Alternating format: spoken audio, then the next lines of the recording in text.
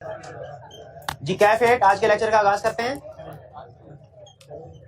आज का लेक्चर हमारा चैप्टर 14 एक्सटर्नल कंफर्मेशन का लास्ट लेक्चर है। कंसेप्ट्स तो हमने कंप्लीट कर लिए, सो एक कंसेप्ट के छोटा सा कंसेप्ट है। आज के लेक्चर में हम बेसिकली पास्ट पेपर्स के क्वेश्चन को डिस्कस कर रहे होंगे, कंसेप्ट रिव्यू क्वेश्चन भी डिस्कस करेंगे, केस स्टडीज भी डिस्कस करेंगे। तो आज के लेक्चर का हमारा प्लान ये है कि पहले एक छोटा सा कंसेप्ट है समरी प्रिपेयर करना, जो भी हमने एक्सटर्नल कंफर्मेशन में काम किया है उसकी समरी प्रिपेयर करनी है, और कंक्लूजन पे कैसे पहुंचना है ये सीखेंगे। फिर रिव्यू क्वेश्चन इस चैप्टर के वॉल्यूम 1 में से कंसेप्ट रिव्यू क्वेश्चंस उनको डिस्कस करेंगे। केस स्टडीज डिस्कस करेंगे वॉल्यूम 2 में से 1 2 3 4 5 6 7 केस स्टडीज हम डिस्कस करेंगे। एग्जाम पॉइंट ऑफ व्यू से इंपॉर्टेंट चैप्टर है, तो मैं चाह रहा था कि इसमें हम ज्यादा डिस्कशन करें। इसमें कुछ कंसेप्ट रिपीट हो रहे होंगे, लेकिन बहुत से तकरीबन हर क्वेश्चन में कोई ना कोई नई चीज भी हम सीखेंगे, ताकि हमारी कंप्रीहेंसिवली कवरेज हो जाए इस चैप्टर की। रेफरेंस मौजूद है, आज ही होम असाइनमेंट नोट कर लीजिए। वॉल्यूम 1 में से जो अपेंडिक्स की केस स्टडीज है 3, वॉल्यूम 1 में से जो अपेंडिक्स की केस स्टडीज है 3, वो आपने रिटन फॉर्म में अटेम्प्ट करनी है। सिर्फ 3 केस स्टडीज दे रहा हूँ अपेंडिक्स की जी, जो कि आपके लिए, अगर आपने आज वाली असाइनमेंट करके आए हुए हैं तो ये असाइनमेंट भी आपके लिए इजी होगी जी। प्रीवियस लेक्चर में से कोई क्वेश्चन पूछना चाहते हो तो पूछ लीजिए। केस स्टडीज हम डिस्कस करेंगे, ठीक है। केस स्टडी डिस्कस करेंगे, उसके दरमियान में अगर आपका क्वेश्चन सॉल्व हो जाए, डिस्कस हो जाए तो अच्छी बात है।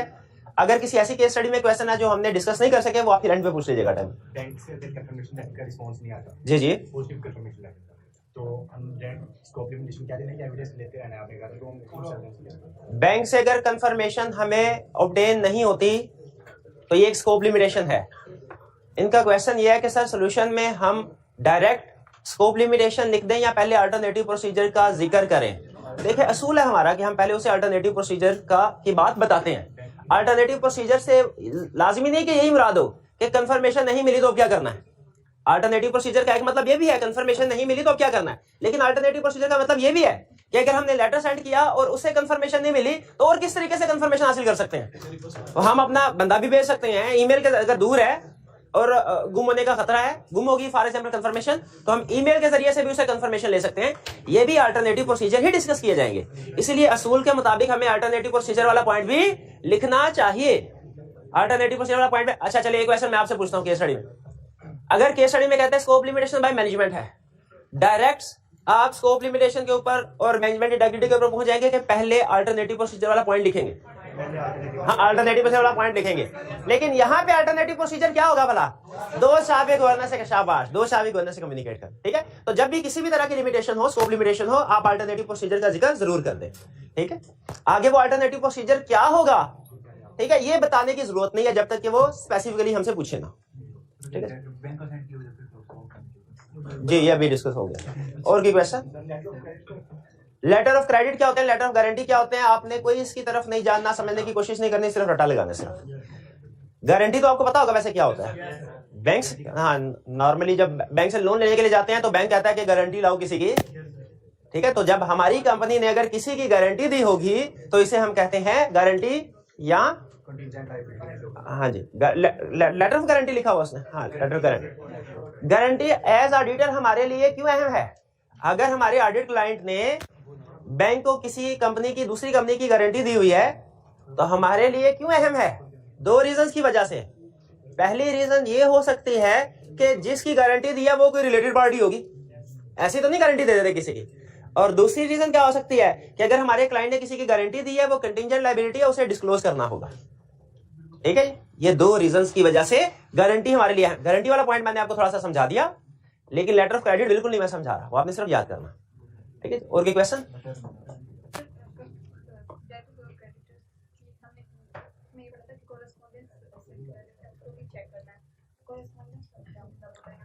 अल्टरनेटिव प्रोसीजर में हमने ये स्टडी किया है कि अगर हमारी पार्टी का कोई डेटर है या क्रेडिटर है जिसे कंफर्मेशन का जवाब नहीं आया, तो हम अल्टरनेटिव प्रोसीजर परफॉर्म करते हैं, बिल्कुल ठीक है। उसमें एक प्रोसीजर ये है कि कॉरेस्पॉन्डेंस चेक करेंगे। ये प्रोसीजर है डेटर्स के पॉइंट ऑफ व्यू से, और ये उस वक्त हम चेक करते हैं जब कोई डेटर डिस्प्यूटेड हो, ठीक है, उससे पूरे पैसे की रिकवरी एक्सपेक्टेड नहीं है। तो ये अंदाजा लगाने के लिए कि दूसरा पर्सन जो डेटर है वो कितने पैसे मान रहा है कि अदा कर देगा, और जो उसने झगड़ा किया वो किस चीज के ऊपर किया है, ये मसला जानने के लिए हम कॉरेस्पॉन्डेंस को रीड करते हैं। कॉरेस्पॉन्डेंस से मुराद क्या है? वो कम्युनिकेशन बिटवीन हमारा our client and its debtors, ताकि हमें मसले का पता चले, मसला इशू आया किस वजह से। क्योंकि सम टाइम इशूज जो है वो सिर्फ डेटर्स की प्रोविजनिंग को नहीं बल्कि किसी और एरिया को भी इफेक्ट कर रहे होते हैं। जैसे अगर डेटर कहे जी आपकी जो इन्वेंट्री थी यही खराब थी, डैमेज थी, डिफेक्टिव थी, तो अब ये प्रोविजन के लिए तो रेलिवेंट इशू है ही है, लेकिन साथ साथ इन्वेंट्री की एनआरवी के लिए भी रेलिवेंट इशू बन गया। तो इसीलिए हम कम्युनिकेशन पढ़ते हैं ताकि हमें नेचर ऑफ डिस्प्यूट पता चले और हम इसे एक तो ये अंदाजा लगा ले कि कितने पैसे एक्सपेक्टेड है रिकवर हो जाएंगे, और दूसरा ये अंदाजा लगा ले कहीं ये किसी दूसरे एरिया को इफेक्ट तो नहीं करता। क्लियर जी? और की question? Small number of small balances हो, स्मॉल नंबर, तो उसको तो फिर मेरा ख्याल है इग्नोर कर, अगर वो इमटेरियल ही है तो उनको इग्नोर कर दे। लेकिन हम नॉर्मली उसमें से भी कुछ ना कुछ सैंपल सेलेक्ट कर लेते हैं क्योंकि रियली इमटेरियल, लेकिन उसमें फिर हम नेगेटिव कंफर्मेशन नहीं बल्कि, या सम टाइम ऐसा होता है कि किसी केस में आप सिर्फ कंफर्मेशन तो यूज ही नहीं करते, फिर आप उसको सेलेक्ट जरूर करते हैं, सैंपल को सेलेक्ट करके वेरिफिकेशन जरूर करते हैं, लेकिन कंफर्मेशन नहीं करते। ठीक है, क्या आपने ये आज तक नहीं पूछा small number of small balances. ठीक है, अगर फर्ज कीजिए ऐसा कभी है भी ना, ऐसा कभी है भी, तो पहला लेसन हमने इसको इग्नोर नहीं करना। इग्नोर क्यों नहीं करना? इंडिविजुअली इमटेरियल एग्रीगेट होकर मटेरियल हो सकते हैं। अब इसमें फिर राइटर की अपनी जजमेंट है। ठीक है, वो चाहे तो कंफर्मेशन सेंड करे, चाहे तो अदर प्रोसीजर से इसको वेरीफाई कर ले। अगर कंफर्मेशन सेंड करेगा तो प्रोबेबली इसमें पॉजिटिव कंफर्मेशन, क्योंकि नेगेटिव कंफर्मेशन की क्राइटेरिया मेट नहीं। ठीक है, लार्ज नंबर ऑफ स्मॉल। और की क्वेश्चन? क्या बैंक को नेगेटिव कंफर्मेशन सेंड कर सकते हैं? नहीं, पॉजिटिव कंफर्मेशन सेंड कर, क्योंकि रिस्क ज्यादा है ना उसमें। जो सेंसिटिव इंफॉर्मेशन ऐसी है जो कि हमें किसी और सोर्स से नहीं मिलती। मुझे भी इजाजत दीजिए, बता दो जी। और की क्वेश्चन?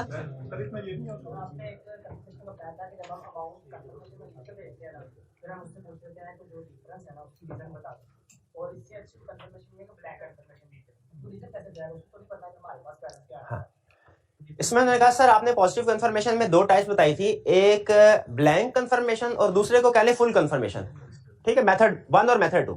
मेथड 1 में हम अमाउंट डाल के क्लाइंट को भेजते थे बैलेंस, और मेथड 2 में हम ब्लैंक कंफर्मेशन यूज। ये डिपेंड करता था, अगर हमें रिस्क हो ना, पहले तो ये चीज समझ ले कि ब्लैंक कंफर्मेशन हम यूज कब करते हैं, जब हमें रिस्क हो कि दूसरी पार्टी विदाउट ड्यू वेरिफिकेशन आंखें बंद करके साइन स्टैप करके हमें भेज देगी, तो हम कहते हैं ये तो हमारा अच्छा एविडेंस नहीं मिलेगा हमें, अगर वो केयरलेसली हमें इसका जवाब दे, तो हम फिर ब्लैंक कंफर्मेशन यानी अमाउंट को इंक्लूड किए बगैर कंफर्मेशन लेटर सेंड कर देते हैं कि अब हमें पता होता है चेकिंग करके हमें भिजवाएगा जवाब।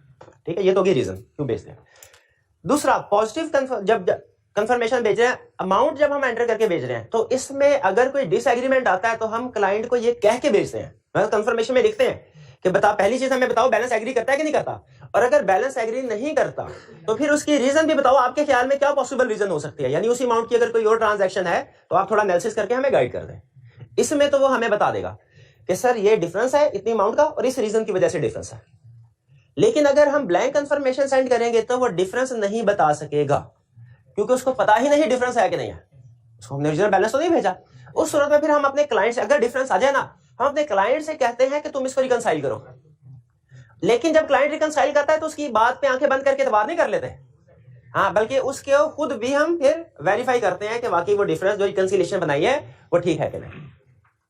ठीक है, तो आपका जवाब बात बिल्कुल ठीक है। अगर हम कंफर्मेशन सेंड नहीं करेंगे तो हम उससे नहीं पूछ सकेंगे कि डिफरेंस किस चीज का। अगर अमाउंट सेंड नहीं करेंगे कंफर्मेशन में तो उससे रीजन ऑफ डिफरेंस नहीं पूछ सकेंगे, तो कोई बात नहीं, उससे नहीं अपने क्लाइंट से पूछ लेंगे। ठीक है, वो हमें रिकंसिलिएशन बना के देगा। तो हम इन्वेस्टिगेट करते हैं ना, फिर हम दोबारा कंफर्मेशन उस कस्टमर को भेजेंगे, उसे कहेंगे जी हमारे क्लाइंट के मुताबिक ये बैलेंस, आपके मुताबिक ये बैलेंस है, इतना डिफरेंस, अब बताइए क्या करना है। दोबारा भेजने वाला नहीं लिख सकते, वो तो आप देखें सवाल से सवाल निकालेंगे ना, मैं जवाब देता जाऊंगा, लेकिन एग्जाम में ये सारे क्वेश्चन नहीं पूछा करता। ठीक है, तो एग्जाम में वो ये नहीं पूछेगा कि ए के बाद दूसरी कंफर्मेशन, दूसरी के बाद तीसरी कंफर्मेशन, इसमें क्या करना है नहीं पूछेगा। वो उन्होंने क्वेश्चन पूछा, इस तरह हो जाए तो क्या, मैंने बता दिया।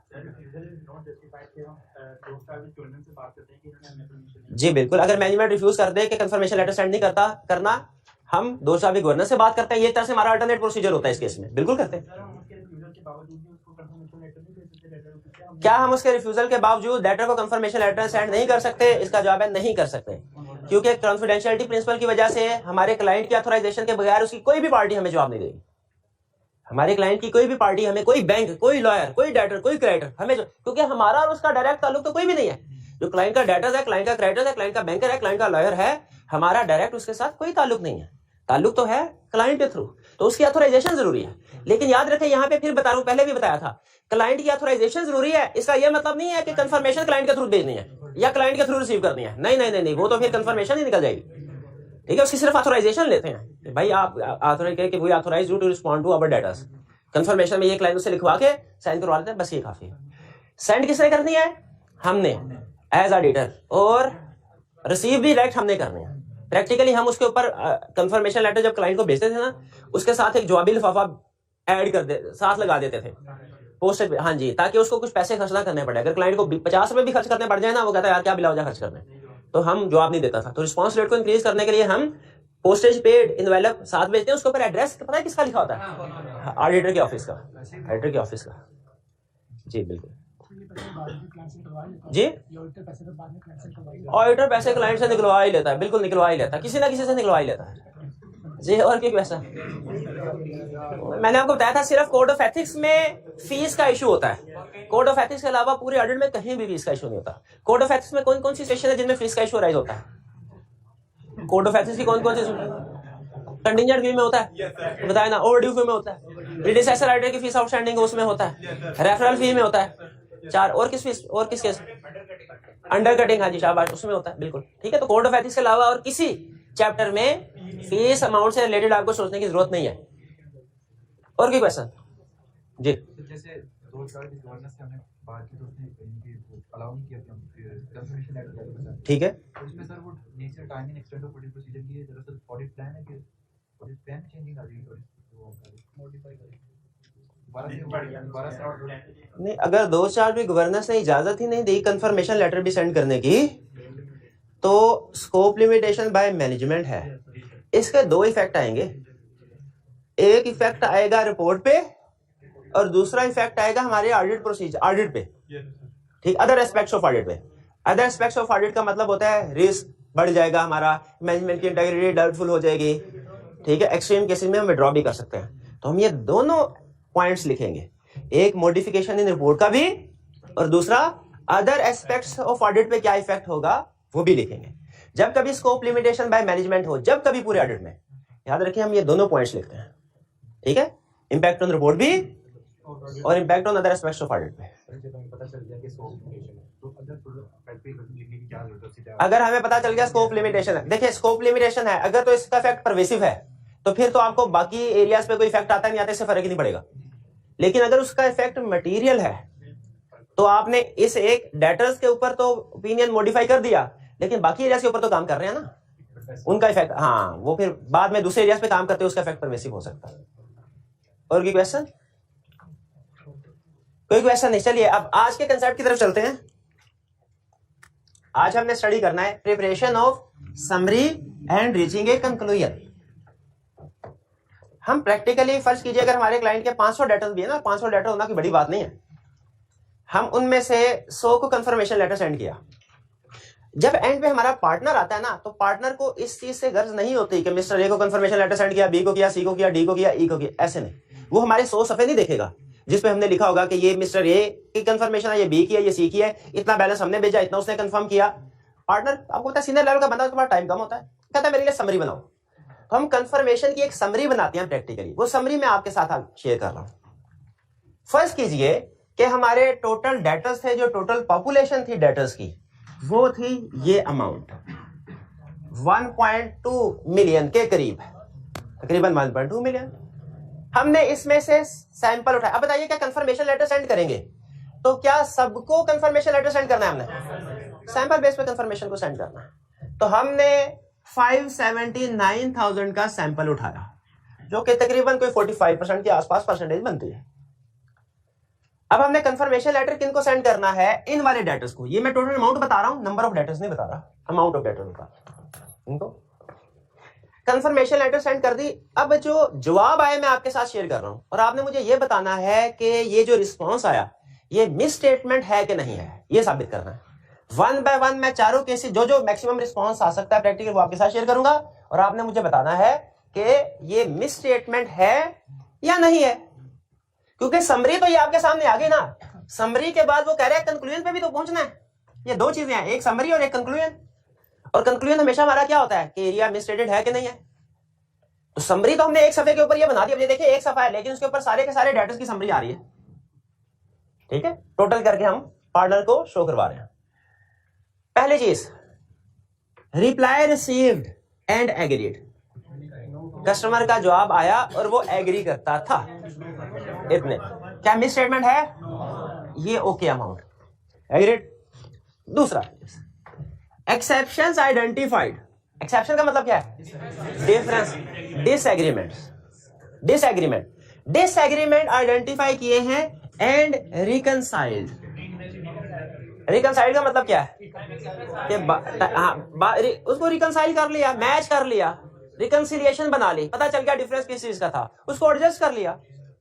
यानी बैलेंस, इनिशियली डिफरेंस आया था लेकिन बाद में वो एग्री हो गया। ये बिल्कुल ऐसे ही है जैसे इनिशियली फाइनेंशियल स्टेटमेंट में मिस स्टेटमेंट थी लेकिन ऑडिटर ने आइडेंटिफाई की और वो करेक्ट कर दी मैनेजमेंट ने, तो क्या फिर वो मिस स्टेटमेंट रहती है? नहीं रहती। मुझसे कहते हैं इनिशियली इशू आया जरूर, बाद में रिजॉल्व हो गया, रिकंसाइल हो गया, तो वो खत्म हो गया। ये भी मिस स्टेटमेंट नहीं है, ओके है, एग्रीड। तीसरी चीज, नॉन रिप्लाई, इसमें फर्क है। ये है डिसएग्रीमेंट, ये है उसने जवाब ही नहीं दिया।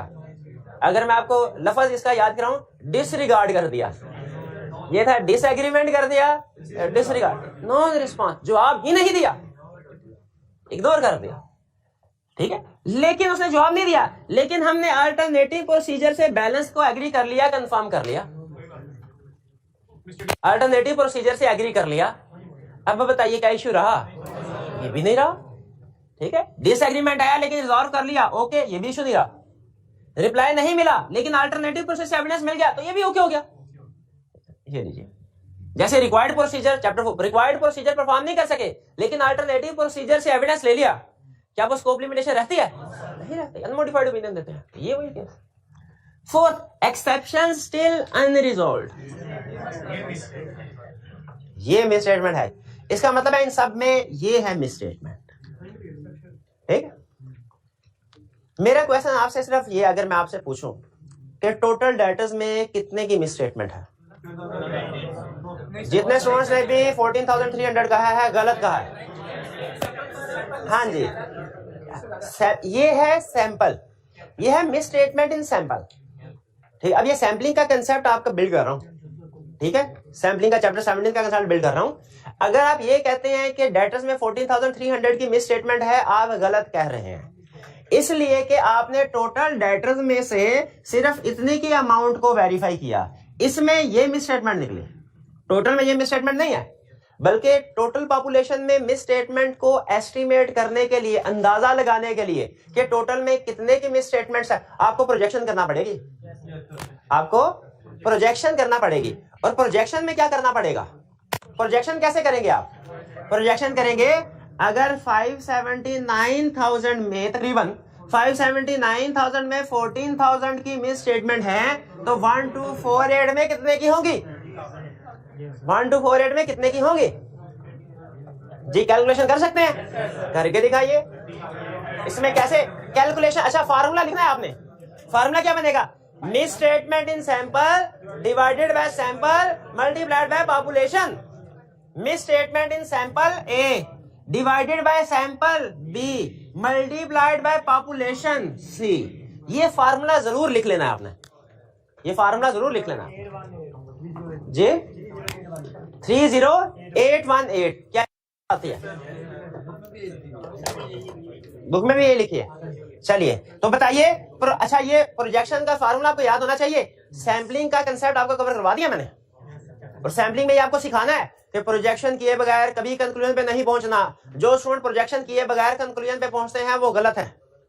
और प्रोजेक्शन कैसे करनी है? A divided by B multiplied by C, यानी misstatements in sample divided by sample multiplied by population. तो मिस स्टेटमेंट कितनी आई? A divided by B multiplied by C is equal to 30818। Ideal conclusion क्या होगा? Materiality के साथ compare करेंगे। अगर ये मटेरियलिटी लेवल से ज्यादा है, मॉडिफाइड ओपिनियन। अगर मटेरियलिटी लेवल से कम है तो अनमॉडिफाइड ओपिनियन। लेकिन चूंकि प्रोवाइडेड हमने एग्रीगेट करके भी देखना है, एंड पे क्वालिटेटिवली भी देखना है, इसलिए क्या इसको इग्नोर कर देना चाहिए? नहीं, बल्कि इसको हमें अपने क्यूमुलेटिव एरर शेड्यूल में, अपनी लिस्ट में जिसमें हम सारे एरर, सारी मिस स्टेटमेंट डॉक्यूमेंट करते हैं, उसमें ऐड कर देना चाहिए, इसमें ऐड कर देना चाहिए क्यूमुलेटिव एरर शेड्यूल में। क्यूमुलेटिव एरर शेड्यूल में क्यों ऐड कर देना चाहिए? ताकि एंड पे जाके देखें इंडिविजुअली मटेरियल एग्रीगेट होकर मटेरियल तो नहीं हो रहे, या क्वालिटेटिवली मटेरियल तो नहीं हो रहे। ठीक है, वो एंड पे जाके देख लेंगे। भाई ये समझ आ गया आपको? समरी बनानी सीख लिया आपने, कंक्लूजन पे कैसे पहुंचना है ये भी सीख लिया। प्रोजेक्शन के बगैर कंक्लूजन पे नहीं पहुंचना, सबसे अहम चीज ये। और समरी याद रखे, एक सफे पे आ जानी चाहिए। पार्टनर को अगर आप वो सारा समरी के बगैर कंफर्मेशन लेटर दे देना, क्लास करेगा आपकी, समरी फिर भी बनवाएगा आपसे, लेकिन क्लास भी करेगा, क्योंकि पार्टनर के पास इतना टाइम नहीं है एक एक कंफर्मेशन को चेक करेगा क्या हुआ, क्या समरी बनाओ, टोटल देखो क्या हुआ। यहां तक क्लियर? अब हम चलते हैं पास्ट पेपर्स के क्वेश्चंस की तरफ। ठीक है जी, पास्ट पेपर्स के उसमें हमारे कंसेप्ट रिव्यू क्वेश्चंस भी हैं और उसी के अंदर हमारे केस स्टडीज भी हैं।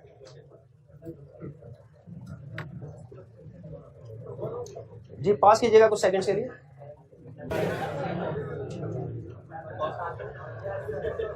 जी क्वेश्चंस आपके सामने वन बाय वन आ रहे हैं, जिस स्टूडेंट से पूछूं वही जवाब दे।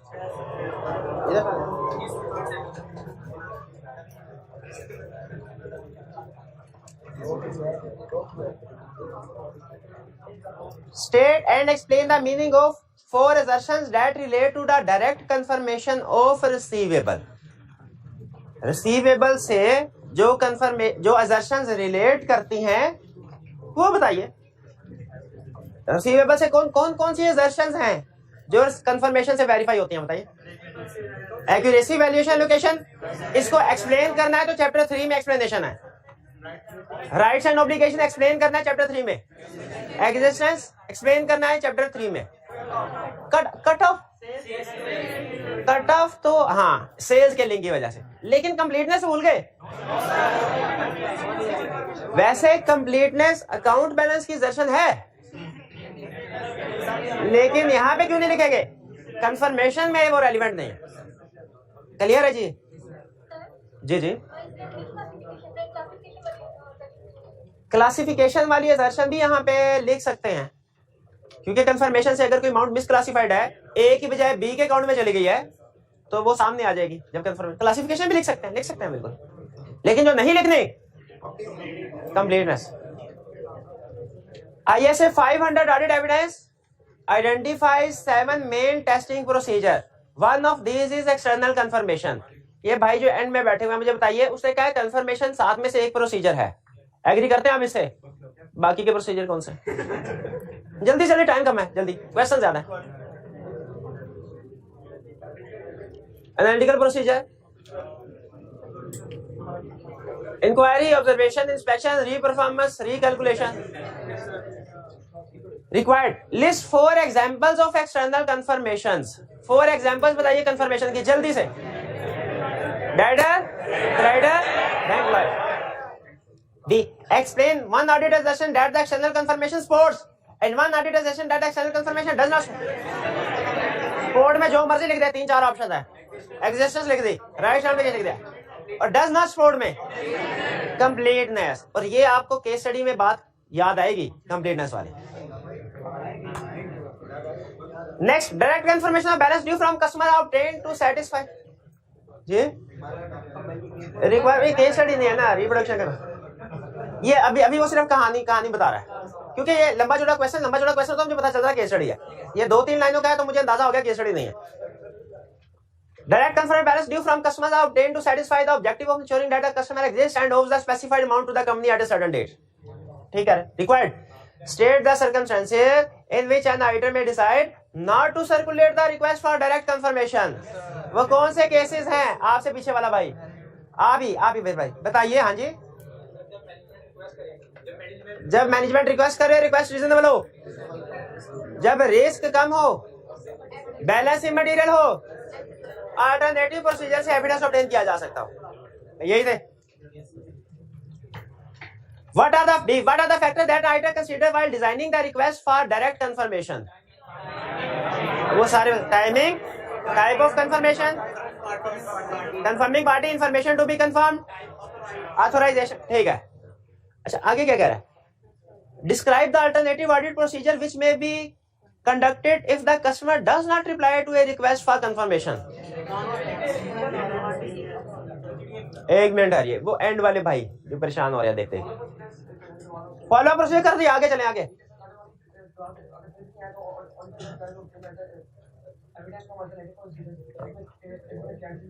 Cash recovery after balance sheet date,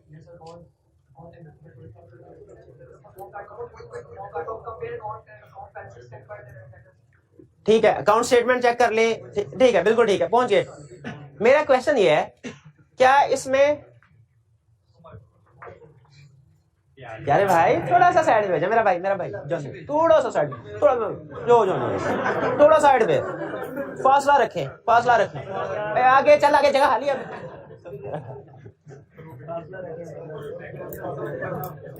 इस क्वेश्चन में उसने कस्टमर के डेटर के अल्टरनेटिव प्रोसीजर बताए हैं। मेरा ख्याल है कोई और प्रोसीजर भी आने चाहिए। बताइए कौन से प्रोसीजर आने चाहिए, और कौन सा डेटर के प्रोसीजर बताए उसने। मेरा ख्याल है कुछ और प्रोसीजर भी आने चाहिए। और कौन से प्रोसीजर आने चाहिए? नहीं आने चाहिए, आएंगे, कम से कम एक तो जरूर आएगा।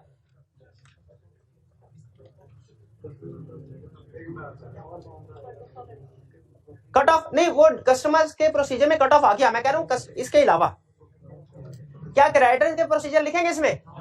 क्यों नहीं लिखेंगे? उसने कहा है कस्टमर, लेकिन क्या उसने ये कहा है पॉजिटिव कंफर्मेशन भेजी के नेगेटिव? तो क्या आपका दोनों पॉसिबिलिटीज कवर नहीं करनी चाहिए? क्या अगर ये नेगेटिव कंफर्मेशन है तो फिर कोई अल्टरनेटिव प्रोसीजर परफॉर्म नहीं करना। अगर पॉजिटिव कंफर्मेशन है तो फिर ये अल्टरनेटिव प्रोसीजर परफॉर्म करने हैं। तो एक पॉइंट कम से कम आपका इसमें ऐड होना है, ठीक है।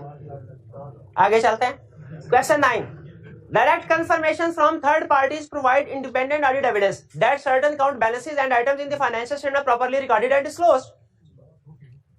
Required distinguish between positive and negative confirmation. Positive confirmation क्या होती है? एक मिनट सुनने दे। जो पॉजिटिव होती है वो बता देना।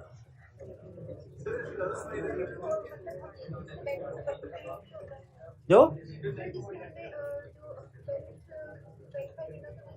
जिसमें बैलेंस वेरीफाई करना होता है वो इंक्लूड नहीं होता। हो गया ऑडिट। ये मेरा भाई मुझे बताएगा, ये बताए पॉजिटिव कंफर्मेशन क्या होती है, बता देना। ये आगे वाले ये हाँ।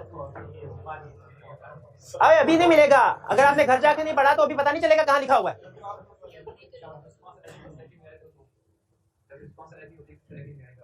जो रिस्पॉन्स एग्री में और डिसएग्री में आएगा भाई, जिसमें रिप्लाई हम हर केस में डिमांड करते हैं, चाहे बैलेंस एग्री करता हो या ना करता हो। और नेगेटिव कंफर्मेशन कौन सी है? जिसमें बैलेंस रिस्पॉन्स उसी सूरत में रिक्वायर करते हैं अगर डिसएग्रीमेंट हो। Briefly describe risk associated with each of the above confirmation and the step then the item usually takes to avoid such risk। बताइए पॉजिटिव कंफर्मेशन में क्या रिस्क है? जी आप बताइए, पॉजिटिव कंफर्मेशन में क्या रिस्क है?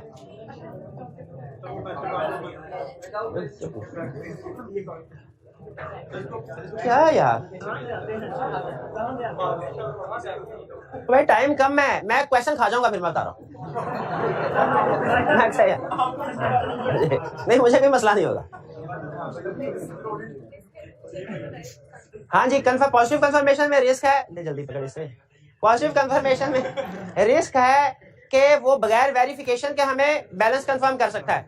इसको रिड्यूस कैसे किया जाता है? ब्लैंक कंफर्मेशन के। और नेगेटिव कंफर्मेशन में क्या रिस्क है? नेगेटिव कंफर्मेशन में क्या रिस्क है? कि कंफर्मेशन लॉस्ट हो सकती है ड्यूरिंग प्रोसेस, कंफर्मिंग पार्टीज को डिसरिगार्ड कर सकती है, और इस रिस्क को कैसे एक्सप्लिसिट एविडेंस नहीं होता। बिल्कुल हमारे पास, ये कस्टमर ने एग्री किया है, बिल्कुल ठीक है, लेकिन इसको रिड्यूस कैसे किया जा सकता है इस रिस्क को? पॉइंट वाले भाई जी बताइए कैसे रिड्यूस किया जाता है नेगेटिव कंफर्मेशन के रिस्क को? मैं हिंट देता हूं, अगर 4 कंडीशन पूरी हो रही हो तभी सेंड करना है, वरना नहीं करना। और अगला सवाल आपको पता है क्या पूछने लगा मैं? 4 कंडीशन कौन से हैं? जल्दी से बताएं मेरे भाई, ऊंचे ऊंचे बताएं, जल्दी कर, आगे भी चलना है यार। कुछ नहीं बता रहा आपको, पता चल रहा है आपको, जल्दी बता।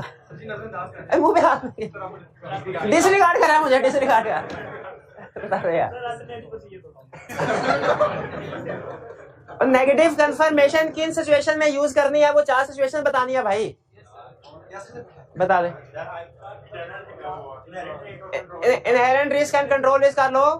Population consist of large number of small balance, very low exception rate is expected, auditor not aware of. अच्छा एक मिनट ऑडिटर, इसमें आपने गलती ढूंढनी है। Auditor is not aware of any circumstances that confirming party will not disregard, ठीक है, not एक दफा, बिल्कुल ठीक। सी, फिर इसके बाद अच्छा एक मिनट ये कुछ गड़बड़ हो गई। सी में कह रहा है explain under what circumstances auditor में decide to use negative confirmation request. तो अगर ये रिक्वायरमेंट उसने सी में पूछी है तो इसका मतलब है बी में ये नहीं लिखना था। इसका मतलब है बी में सिर्फ हम ये लिखेंगे कि अगर 4 कंडीशन पूरी हो जाएं तभी नेगेटिव कंफर्मेशन को यूज करो। वो 4 कंडीशंस बी में नहीं बतानी, हालांकि नॉर्मली हमें बतानी चाहिए थी, नॉर्मली बताते भी हैं, लेकिन इसमें बी में नहीं बताएंगे। क्यों? वही चीज सी में पूछ, तो जो रिक्वायरमेंट सी में पूछ ली हो वो बी में हमने नहीं बतानी होती। अच्छा इसलिए नहीं बता रहा था। फिर इसमें सिर्फ ये बताना है कि negative confirmation will used only if 4 conditions required by ISS are fulfilled. 5 number, उससे पहले भी तो था रिस्क बताने हैं, और एक लाइन के 5 नंबर थोड़े हैं भाई। दोनों पॉजिटिव का रिस्क बताया, उसका इलाज बताया, ब्लैंक कंफर्मेशन, नेगेटिव का रिस्क बताया, उसमें 3 रीजन भी बताई कि कंफर्मेशन लॉस हो सकती है, कल डिसरिगार्ड कर सकते हैं, और वो क्या मुश्किल सा लफ्ज़ था, एक्सप्लिसिट एविडेंस ऑडिटर के पास अवेलेबल नहीं होता। इसका भी तो नंबर देगा जी।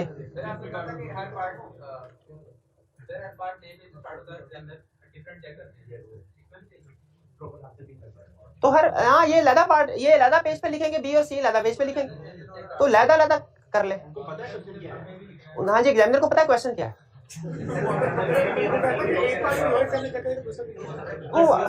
देखिए पहली चीज, हर पार्ट लैदा पेज पे अटेम्प्ट करना है। इसमें बी और सी में कोई लिंक नहीं है। बी और सी का क्या एक पेज पे अटेम्प्ट होना जरूरी है? नहीं है, तो लैदा कर ले। सिर्फ कुछ क्वेश्चंस ऐसे हैं जिनका एक ही पेज पे अटेम्प्ट होना जरूरी होता है। कुछ पार्ट्स ऐसे हैं, जैसे वो कोड ऑफ एथिक्स का क्वेश्चन पूछे तो थ्रेड्स और उनके सेफगार्ड चूंकि इंटरलिंक्ड होते हैं तो वो इकट्ठे लिखना जरूरी है, लाइन लगा के आगे पीछे या ऊपर नीचे। इसी तरह रिस्क असेसमेंट की केस स्टडी एक पेज पे करना। नहीं मेरे भाई, बी पे सर्कमस्टेंसेस नहीं लिखनी, क्योंकि सी में पूछ लिया, बी में सर्कमस्टेंसेस नहीं लिखनी। बी में सिर्फ है मुझे कल्पने दे, मैं इसीलिए आता हूं, इसी के पैसे मिलते हैं मुझे। भाई अपनी और मेरी जिंदगी आसान रखें।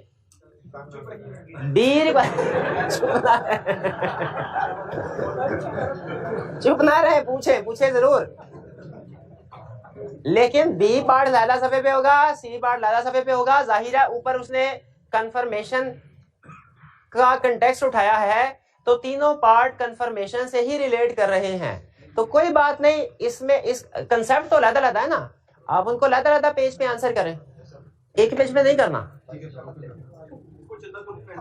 आगे चल रहे 13, discuss the auditor's course of action if management refuses to allow auditor to send confirmation request. Impact on audit report is not required. Corner वाले भाई बताइए, मैनेजमेंट ने रिफ्यूज कर दिया, कंफर्मेशन लेटर सेंड नहीं करने देनी, ऑडिटर का कोर्स ऑफ एक्शन क्या होगा? क्या होगा? अच्छा सारे स्टूडेंट बता रहे हैं, सोए कॉर्नर वाले बंदे।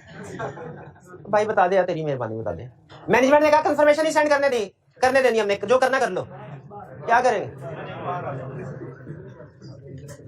तो भाई इसको बाहर भेज दे जल्दी, कोने में बैठ जाओ, जल्दी से, टाइम जाया ना करी मेरा, जल्दी से जल्दी। भाई बता दे यार, तेरी मेहरबानी बता दे। नहीं बताना क्यों? डायरेक्टर्स को कम्युनिकेट करेंगे, डायरेक्टर्स को कम्युनिकेट करेंगे, और क्या करेंगे?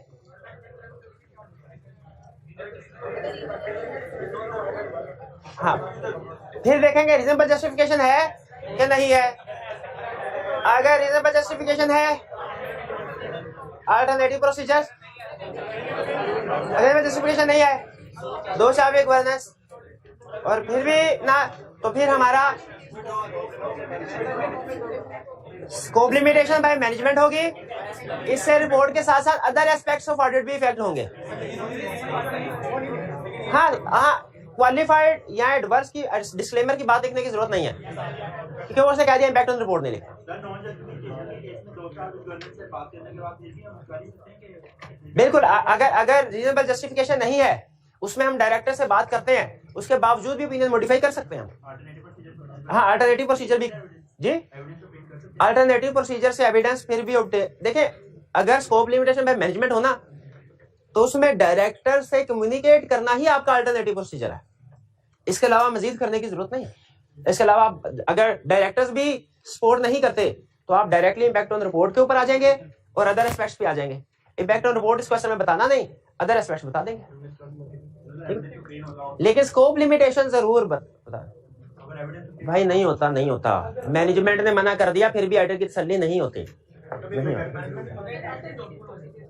हाँ जी, क्या उसकी वो ऑडिटर फिर भी ये सोचेगा ना, आप ये कह रहे हो कि आप ये कह रहे हैं कि इस केस में भी अल्टरनेटिव प्रोसीजर परफॉर्म करने से अगर एविडेंस मिल जाए तो अनमोडिफाइड ओपिनियन देना चाहिए, ठीक है। लेकिन ऑडिटर फिर भी ये सोचेगा कि मैनेजमेंट ने मना क्यों किया। अगर एविडेंस मिल ही सकता था मुझे, उसमें कोई प्रॉब्लम नहीं थी, तो मैनेजमेंट ने बिला वजह मना क्यों किया।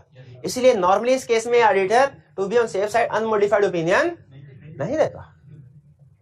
छोटी सी एग्जांपल आपसे पूछता हूँ, फर्ज कीजिए खुदा ना खास्ता अब बम धमाके हो रहे हैं मसाजिद में, आपको इंतजामिया ने कह दिया कि भाई बाहर गेट पे खड़े हो और जो भी बंदा आया ना उसकी तैयारी करना है, उसकी तलाशी लेनी है आपने।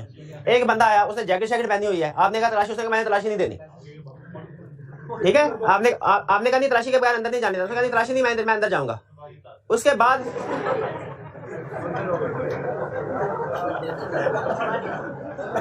अच्छा, क्वेश्चन बाकी अब कम हो जाएंगे, क्वेश्चन कम हो जाएंगे, क्योंकि अब जाहिर है मेरे पास अपना लिमिटेड टाइम है, मैं तो केस डिस्कशन नहीं कर सकता। अगर फर्ज कीजिए वो आपको फिर भी ये कह दे कि अच्छा ठीक है आप तलाशी ले लें, आपने तलाशी ले ली, आपको कोई चीज नहीं मिली, सिर्फ एक मेरा क्वेश्चन, क्या आप उसको मस्जिद के अंदर जाने की इजाजत दे देंगे? नहीं, क्यों? हालांकि आपने अल्टरनेटिव प्रोसीजर से एविडेंस ऑब्टेन कर लिया कि कोई स्कोप लिमिटेशन कोई मसला नहीं है, लेकिन चूंकि उसका एटीट्यूड ऐसा था, उसका जो इनिशियल रिफ्यूजल थी, उसकी वजह से आपका रिस्क बढ़ गया, तो आप उसको क्लीन सिग्नल नहीं देंगे, ग्रीन सिग्नल नहीं देंगे, ठीक है। एग्जैक्टली उसी तरह जब मैनेजमेंट ने इनिशियली हमें मना कर दिया, तो प्रैक्टिकली अगर हमें अल्टरनेटिव प्रोसीजर से एविडेंस मिल भी जाए तो हम ये सोचते हैं मैनेजमेंट ने मना क्यों किया, कोई ना कोई तो गड़बड़ होगी। तो इसीलिए to be on safe side फिर हम अनमोडिफाइड ओपिनियन की तरफ नहीं जाते। चलिए, ये थे हमारे रिप्रोडक्शन के क्वेश्चन। अब आते हैं हम केस स्टडीज की तरफ।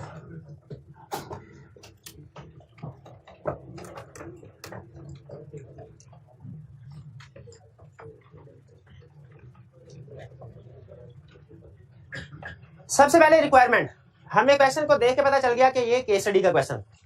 Requirement, discuss with reasons whether you agree with the approach adopted or conclusion drawn by the audit team. बताना है कि क्या आप ऑडिट टीम के अप्रोच से उसके कंक्लूजन से एग्री करते हैं। और B, provide brief guidance to the audit team in respect of each of the above situation. और फिर आपने ऑडिट टीम को गाइड भी करना है, यानी 2 पार्ट्स हैं। पहले पार्ट में कह रहा है कि बताओ जो ऑडिट टीम की अप्रोच है आप उससे एग्री करते हैं कि नहीं करते, और दूसरे पार्ट में कह रहा है अगर आप एग्री नहीं करते तो आपने गाइड भी करना है कि टीम को क्या करना चाहिए। 2 रिक्वायरमेंट्स हैं। अच्छा, बजाहिर मुझे ये लग रहा है कि इस क्वेश्चन में 2 इश्यूज होंगे, 1 और 2, लेकिन आपने अपने स्केप्टिसिज्म को एग्जाम में मेंटेन रखना है। मे भी ऊपर नीचे किसी लाइन में कोई तीसरा इशू भी छुपा हुआ हो, इस क्वेश्चन में शायद नहीं है, लेकिन कुछ क्वेश्चंस में वो तीसरा इशू भी इंक्लूड कर देता है उसने ऊपर नीचे। जैसे कोड ऑफ एथिक्स में भी आपने देखा होगा, एक क्वेश्चन ऐसा था, उसने कोई 3 इश्यूज बताए थे और 4th इशू के वो पिछले 7 साल से ऑडिट टीम का हिस्सा है, उसने ऊपर इंट्रोडक्टरी पैराग्राफ में बताया था। तो लड़ रहिएगा अप्रोच से। बहरहाल पढ़ते हैं। कह रहे हैं the audit in charge of Rihan limited for the year ended 31 December 2015 while reviewing the working paper and discussion with audit team you have noted the following. क्या पता चला? पहला case, audit team did not send balance confirmation request for amounts below ₹100,000 because according to the client lot of efforts were required to follow up the customer and the balances were also not material। क्या ये decision ठीक है? ये decision ठीक नहीं। क्यों? Reason बताए। Individual immaterial aggregate होके मटेरियल बन सकते हैं, तो क्या करना चाहिए? अब कंफर्मेशन, क्या इनको इग्नोर करना चाहिए? नहीं, इग्नोर नहीं करना चाहिए, बल्कि इनमें से भी सैंपल सेलेक्ट करके आपको कंफर्मेशन लेटर सेंड करना चाहिए। हम पॉजिटिव के बजाय नेगेटिव कर सकते हैं अगर अदर कंडीशन में। इमटेरियल बैलेंस है ना, छोटे छोटे बैलेंस है, large number of small balances है, नेगेटिव कंफर्मेशन सेंड कर सकते हैं अगर अदर कंडीशन भी मेट हो रही है। Second, one of the conclusion drawn as per the working paper is there are no unrecorded liabilities. No unrecorded liabilities का मतलब कौन सी assertion? Completeness. शाबाश. As confirmations have been received from all selected parties and no differences were noted. Hence no further test is required. पहला question मेरा, क्या ये conclusion ठीक है? कंक्लूजन ठीक नहीं, क्यों? क्योंकि कंफर्मेशन कंप्लीटनेस के assertion को वेरीफाई नहीं करती। अच्छा मेरा अगला क्वेश्चन, ये तो क्या पार्ट है, हमने उसके अप्रोच पे कमेंट कर दिया गलत, ये अप्रोच भी गलत है। इसमें गलती क्या थी कि स्मॉल बैलेंसेस को उसने इग्नोर कर दिया था। इसमें गलती क्या है, वो एज्यूम कर रहा है कि कंफर्मेशन कंप्लीटनेस को भी वेरीफाई करती है। इसमें अल्टरनेटिव अप्रोच में हमने बता दिया कि उसको इग्नोर ना करे, उसको सैंपल सेलेक्ट करके कंफर्मेशन या अदर प्रोसीजर्स परफॉर्म करे। इसमें आपकी क्या सजेशन है कि कंप्लीटनेस को वेरीफाई करने के लिए कुछ दूसरे प्रोसीजर परफॉर्म करें? क्या इसमें कंप्लीटनेस के प्रोसीजर बताने चाहिए? क्योंकि टीम को जब हमने कहा भाई कंफर्मेशन से कंप्लीटनेस की assertion वेरीफाई नहीं होती, तो फिर इसका मतलब है टीम ने कंप्लीटनेस के assertion को वेरीफाई किया ही नहीं। तो यहाँ पे बहुत से स्टूडेंट तो इस स्टेप को स्किप कर गए कि कंप्लीटनेस के प्रोसीजर भी बताने थे। अच्छा अब ये कौन से वाला है, उसने बताया कस्टमर है कि अनरिगार्डेड लाइबिलिटी। हाँ तो इसका मतलब है क्रेडिटर्स भी होंगे। तो क्रेडिटर्स में क्या हमने कंप्लीटनेस के प्रोसीजर पढ़े हैं? ये हमारा वही चैप्टर 10 आ गया। सब्सटेंटिव प्रोसीजर में क्रेडिटर्स की कंप्लीटनेस के जो प्रोसीजर थे वो यहाँ फिट करना है। याद है कौन कौन से थे? Cut off, pending GRN, compare करना पार्टीज को, सैंपल सेलेक्ट करना ईयर एंड के बाद की पेमेंट का, और देखना ईयर एंड पे रिकॉर्ड हुआ है कि नहीं। ये क्लियर कंफर्मेशन। चलिए नेक्स्ट क्वेश्चन की तरफ चलते हैं। नहीं वही क्वेश्चन था। Next, you are the audit में रिक्वायरमेंट है comment on the suggestions of the job incharge. इसका मतलब है जॉब इंचार्ज ने कोई सजेशन दिए होंगे, कोई बात की होगी, कोई अप्रोच बताई होगी, हमने उसके ऊपर कमेंट करना है कि उसने बात ठीक की या कि गलत। फिर एज्यूम, जॉब इंचार्ज सीनियर जो है, सीनियर मैनेजर नहीं, हमारी टीम का बंदा। जॉब इंचार्ज का मतलब होता है सुपरवाइजर, जो हमारी ऑडिट टीम को सुपरवाइज कर रहा होता है। Assuming that the suggestions by job in charge is not considered appropriate, suggest an alternative approach being keeping in view the time limitation. कह रहे हैं अगर आपको लगे कि उसकी अप्रोच, उसकी सजेशन ठीक नहीं है, तो आपने अपनी कोई सजेशन दीजिए। Keeping in view time limitation, ध्यान में रखते हुए कि टाइम कम है। ठीक है। कह रहे हैं you are the audit manager in firm of chartered accountants, following is the extract of the email received from the job in charge responsible for the audit of your client Concordia limited for the year ending 31 March 2018। ठीक है। वो कह रहा है कि जी बताइए ये client है और ईमेल आई, ईमेल में क्या लिखा है? कह रहा है I am considering to circulate negative confirmation on 1 April 2018। ठीक है। अच्छा ये कंफर्मेशन 1 अप्रैल को भेज रहा है, लेकिन इसमें जो बैलेंस कंफर्म करवा रहा होगा वो 31 मार्च का करवा रहा होगा। फॉर डेटा बैलेंस आउटस्टैंडिंग, आगे लिख दिया उसने, outstanding as on 31 March 2018। Sometime ऐसा भी होता है कि हम 15 अप्रैल को कंफर्मेशन लेटर सेंड करते हैं, लेकिन बैलेंस कौन सा कंफर्म करवाते हो? ये 31 मार्च का। कह रहा है मैं नेगेटिव कंफर्मेशन सेंड करने की सोच रहा हूं, क्यों? As firstly the reporting deadline at CL are very stringent. Reporting deadline करीब है। क्या ये नेगेटिव कंफर्मेशन की वैलिड रीजन है? नहीं, 4 कंडीशन में कोई भी एक कंडीशन मुझे बताएंगे ये वैलिड रीजन नहीं है, ये वैलिड रीजन नहीं है। दूसरा, secondly the population comprise of large number of small balances, ये ठीक है। And thirdly the risk of material misstatement has been assessed as low. Risk of material misstatement low assess किया गया है, ठीक है, लेकिन इसमें 2 गलतियां। एक ये कि उसने कहा कि जी रिपोर्टिंग डेडलाइन जो वैलिड रीजन नहीं है। दूसरी गलती क्या है? 2 कंडीशन ओमिट है। हम कहेंगे एक तो नेगेटिव कंफर्मेशन के लिए ये कंडीशन इररिलेवेंट है, और दूसरा नेगेटिव कंफर्मेशन यूज कर सकते हैं अगर other 2 condition are also met, और वो 2 कंडीशन मेंशन करनी है सोल्यूशन में। वो 2 कंडीशन सोल्यूशन में मेंशन करनी है। कौन कौन सी हैं? बट ठीक। नेक्स्ट आगे कह रहा है I have also been offered by CL CFO that the one of their staff would get all the confirmation signed from the debtors and deliver them to our firm's office. This could help us in meeting the reporting deadline। ये indirect बन जाएगी। Auditor को confirmation directly खुद send करनी चाहिए, खुद receive करनी चाहिए, इसमें क्लाइंट के स्टाफ को इन्वॉल्व नहीं करना चाहिए। तो ये तो चले आपने बता दिया कि क्लाइंट के स्टाफ को नहीं करना, हालांकि अगर करते तो वो जल्दी जल्दी हमें जाके कंफर्मेशन साइन करवा के ले आता। फिर करना क्या है? तीन ऑप्शंस है आपके पास। देखें इशू क्या है कि रिपोर्टिंग डेडलाइन करीब है और आप चाह रहे हैं कंफर्मेशन का जवाब जल्द आ जाए। उसके लिए क्लाइंट ने मशवरा दिया था, मैं अपने बंदे भिजवा देता हूं। हमने कहा नहीं, आप क्या सजेशन देंगे, क्या करना चाहिए टीम को? पहली ऑप्शन हमारा बंदा खुद चला जाए, ये भी ठीक है। ईमेल के जरिए से सेंड कर दे, फौरी पहुंच जाएगा, ये भी ठीक है। इंटरिम डेट पे कंफर्मेशन लेटर सेंड कर दे, तीसरी ऑप्शन ही है। लेकिन नहीं, टेलीफोन नहीं कर सकते। टेलीफोन, हाँ वो कंफर्मेशन नहीं होगा, टेलीफोन नहीं, टेलीफोन गलत है। हाँ लेकिन जो अगर ईमेल के जरिए से कंफर्मेशन सेंड करते हैं, आपको एडिशनल काम करना पड़ेगा, सोर्स को वेरीफाई करना पड़ेगा। और अगर इंटरिम डेट पे कंफर्मेशन सेंड करते हैं, फिर भी एडिशनल काम करना पड़ेगा। याद रखें, अगर इंटरिम डेट पे कंफर्मेशन लेटर सेंड किया लेकिन एडिशनल प्रोसीजर परफॉर्म नहीं किए, वो भी गलत है। ईमेल के जरिए से रिस्पांस लिया आपने लेकिन उसके सोर्स को वेरीफाई नहीं किया, वो भी गलत है। और अपने बंदे की बजाय क्लाइंट के बंदे को भेज दिया, वो भी गलत है। वो तो इंतहाई गलत है, बिल्कुल ठीक जी। नेक्स्ट केस स्टडी की तरफ चलें। चलिए, ये भी आई कैप का भी क्वेश्चन है, क्वेश्चन बैंक में भी है और पास पेपर का भी है। क्वेश्चन 6 वॉल्यूम 2 में से। ये वाला क्वेश्चन और इससे अगले वाला क्वेश्चन, ये दोनों क्वेश्चन हुआ जो लाजमी है। Required in respect of each of the above categories of customer. अच्छा मुझे बताइए, किसी भी पॉपुलेशन की कैटेगरी बनाने को हम ऑडिट में क्या नाम देते हैं? स्ट्रैटिफिकेशन। आम जबान में क्लासिफिकेशन कहते हैं, ऑडिट में हम स्ट्रैटिफिकेशन। इसने स्ट्रैटिफिकेशन किया है। इन respect of each of the above categories of customers discuss the appropriateness of sending negative confirmation request. आपने चारों हैं, आपने बताना है कि क्या नेगेटिव कंफर्मेशन भेजी जा सकती है, अगर भेजी जा सकती है तो किस किस में भेजी जा सकती है, ये हमने बताना है। क्या बताना है हमने? Discuss the appropriateness of sending negative confirmation request, कि क्या इनको नेगेटिव कंफर्मेशन रिक्वेस्ट सेंड की जा सकती है। मेरा पहला क्वेश्चन आपसे, मुझे बताइए सारे के सारे डेटा को इकट्ठा करके एक ही जवाब दे दें कि हर कैटेगरी का अलग, हर कैटेगरी, ये आपको याद है ना, सर्टिफिकेशन करते हैं, हर कैटेगरी को अलग-अलग वेरीफाई करते हैं। क्वेश्चन पढ़ेगा, you are currently in the planning phase of the audit of Fresh Dairies Limited for the year ended 31 December 2016. The information available to you in respect of the company's data includes the following: year end 31 December. Customer category उसने बताई, distributor, wholesaler, restaurant, individual customer. Number of customer बताए कितने हैं, balance outstanding बताया कितना है, और percentage of customers who confirm the balance last year,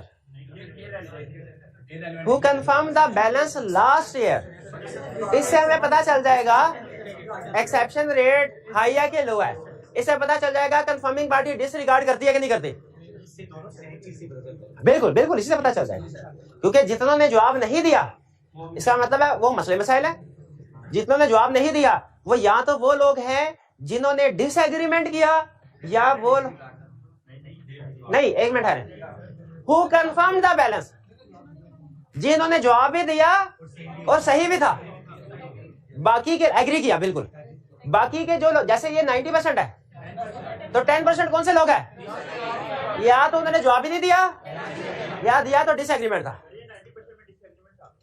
नहीं नहीं नहीं, हु कंफर्म्ड द बैलेंस, ये नहीं हु सेंड द रिस्पॉन्स नहीं कहा, हु कंफर्म्ड द बैलेंस, उन्होंने बैलेंस कंफर्म किया है। तो बाकी मसले मसाइल है, उसको एक्सेप्शन रेट समझ लें। डिस्ट्रीब्यूटर्स 20। अच्छा पहले में बताइए नेगेटिव कंफर्मेशन सेंड कर क्यों नहीं, small number of large balance है, इसमें तो पॉजिटिव कंफर्मेशन पहली कंडीशन ही खत्म, तो इसमें negative confirmation not appropriate. Wholesaler में अच्छा एंड में नीचे उसने लिखा है FDL is low risk client and therefore you sign whether to risk low है। चलिए दूसरा, large number of small balances condition पूरी हो रही है, रिस्क भी लो है। कंफर्म क्या सर, 30% ने कंफर्म नहीं किया।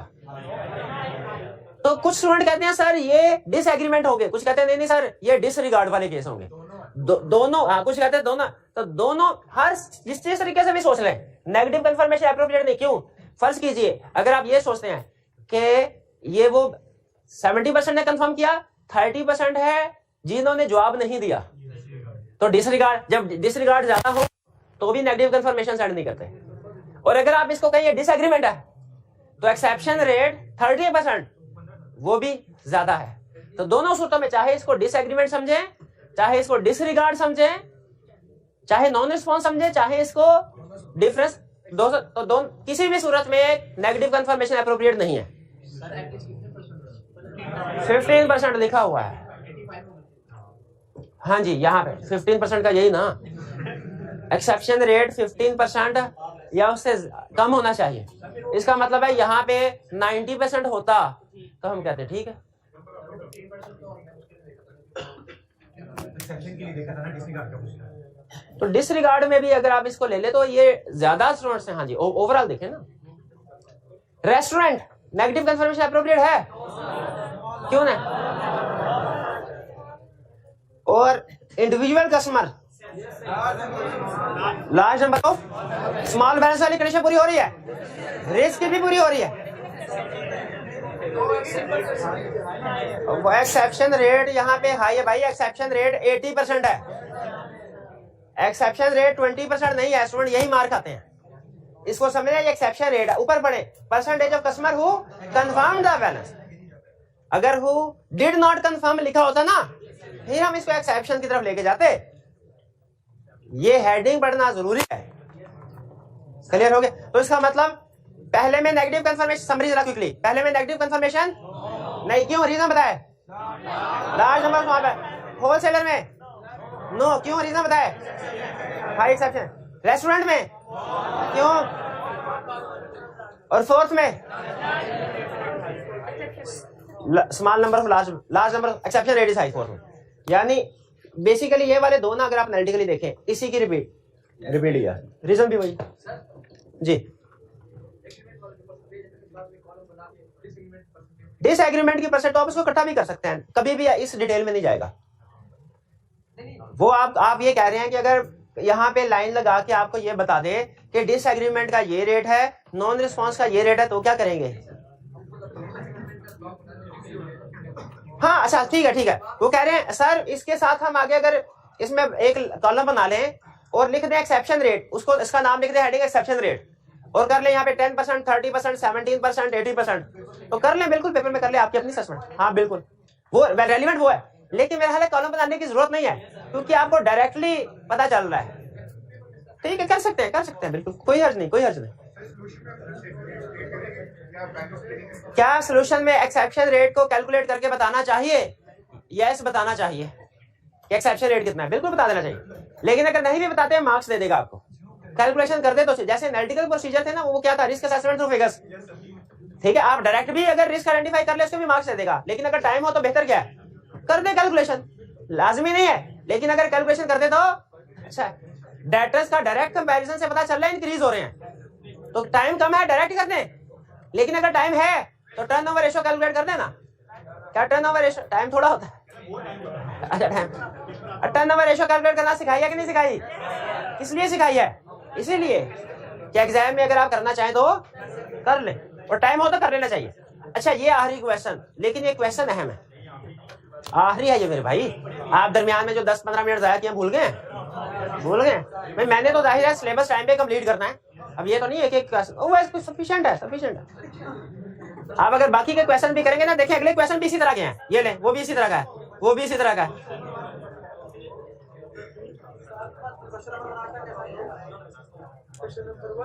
Question number 4, describe the steps which the audit team may perform in respect of each of the above debtors। आपने बताना है हर कैटेगरी में क्या प्रोसीजर परफॉर्म करने चाहिए। ये स्प्रिंग 2019 का क्वेश्चन है 1B। अब हर कैटेगरी में बताना है क्या प्रोसीजर परफॉर्म करने हैं। You are the audit manager में firm of chartered accountants. During the audit of a client for the year ended 31st December 2018, the audit team has prepared the following schedule to summarize the response from the debtors। पहला case, debtor A B, debtor का account है 5 lakh, balance confirm किया जो debtor ने, वो है 5 lakh. Manual explanation, evidence पूरा मिल गया कि नहीं? एविडेंस मिल गया कि नहीं? पहले केस में कोई मसला है? एविडेंस मिल गया। सेकंड, सीडी 8 लाख का लेटर भेजा था, उसने कहा 7 लाख देने मैंने। फिर आगे कहा कंसाइनमेंट। अच्छा, कंसाइनमेंट का मतलब है शिपमेंट, कंसाइनमेंट का मतलब नहीं गुड्स ऑन कंसाइनमेंट बेसिस। अगर गुड्स ऑन कंसाइनमेंट बेसिस में और लफ्ज कंसाइनमेंट में फर्क है।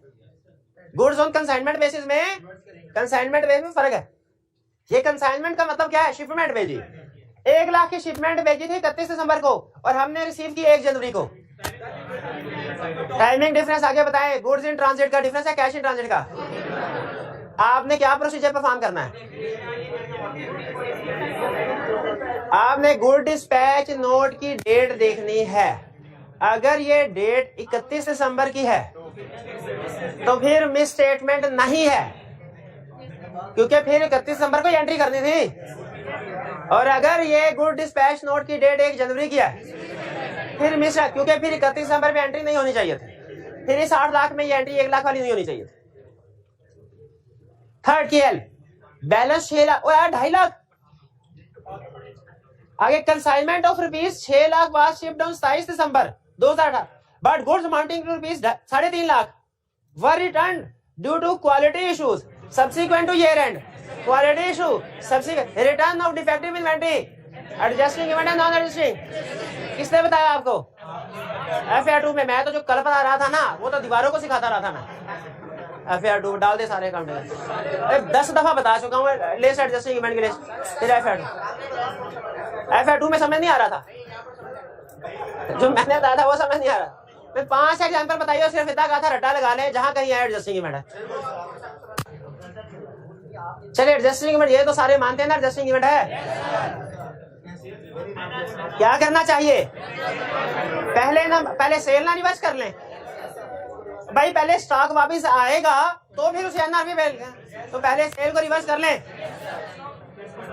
सेल को रिवर्स करें, डेटर्स को रिवर्स करें, और इसके लिए सेल इनवॉइस देख लें अमाउंट कंफर्म करने के लिए।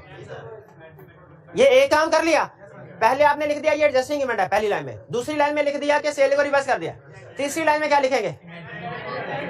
डिफेक्टिव इन्वेंट्री है, इसकी NRV कंफर्म करेंगे और इस इन्वेंट्री को NRV पे शो करना चाहिए। ये 3 पॉइंट लिख देंगे। कौन कौन से पॉइंट भला? एडजस्टिंग इवेंट, सेल की रिवर्सल, इन्वेंट्री की NRV। एडजस्टिंग इवेंट, सेल की रिवर्सल, इन्वेंट्री की NRV।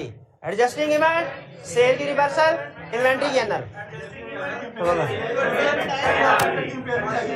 इंपेयरमेंट वाला पॉइंट भी लिखते हैं, लेकिन सिर्फ 1 लाइन तक। ये ना वो इंपेयरमेंट को खींच दे, 5 नंबर है, ज्यादा नहीं खींचना। हाँ बस हल्का सा पीछे 4 लाख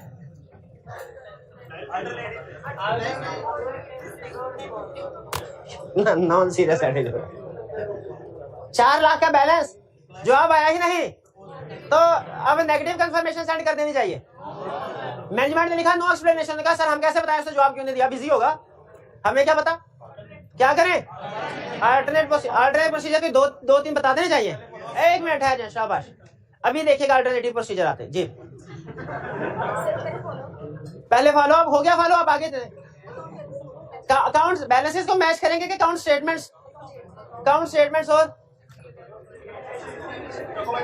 डॉक्यूमेंट्स चेक करेंगे। डॉक्यूमेंट्स के नाम बता दें, सेल से रिलेटेड डॉक्यूमेंट्स के नाम बताएं। नहीं तो GRN भी तो आएगा। GRN क्यों आएगा? प्यारे भाई ऊपर लिखा हुआ उसने डेटर है, GRN कैसे आएगा? GRN नहीं आएगा। अच्छा ये भी तकरीबन उसी तरह के क्वेश्चन है 2, ये आप नोट कर लें, आपने रीड कर लेना 2 और 3। हाँ क्वेश्चन मान भाई टाइम खत्म हो गया, आपने टाइम जाया किया था, मैं क्या करूँ? नहीं कल नहीं तो कल वाला काम कब करना है? फरवरी में। नहीं आप बैठे हुए, मैं जा रहा हूँ, मुझे बस इतने पैसे मिले थे, बस मेरा काम खत्म। एक टाइम होता है ना, आपकी मैंने सुननी होती है, आपकी मर्जी से। चलिए अच्छा 1 मिनट ठहरे, मैं एक शर्त पे कल ये क्वेश्चन डिस्कस करूंगा। अगर रिटर्न फॉर्म में अगर 70% स्टूडेंट्स ने, और ये मैं क्लियरली कह रहा हूं वरना मैं सच में नहीं डिस्कस करूंगा, 70% स्टूडेंट्स ने रिटर्न फॉर्म में मुझे क्वेश्चन नंबर 2 और क्वेश्चन नंबर 3 रिटर्न फॉर्म में अलग-अलग पेज पे चेक करवाया, तो मैं कल क्वेश्चन नंबर 70% स्टूडेंट नोट कर लें, 70 तो फिर मैं क्वेश्चन नंबर 1 डिस्कस करवाऊंगा, वरना नहीं करवाऊंगा, और ये पक्की बात आपको बता रहा हूँ।